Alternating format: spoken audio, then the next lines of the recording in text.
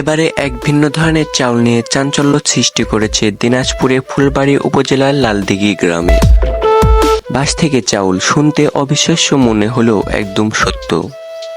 দিনাজপুরের লালদিঘি গ্রামের অধিবাসীরা বাঁশের ফুল থেকে সংগ্রহ করছে বাঁশের চাউল এবং তা থেকে রান্না হচ্ছে ভাত, পায়েস এবং চাউল থেকে তৈরি হচ্ছে আটা।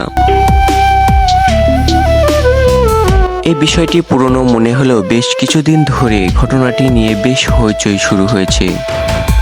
অনেকেই আবার দূর দূরান্ত থেকে ছুটে আসছে এই চাউল দেখতে এবং ক্রয় করতে।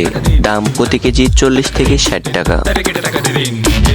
বাঁশের ফুলগুলো দেখতে একদম ধানের মতো, তবে সব বাঁশে ফুল আসে না এবং তা থেকে চাউলও হয় না।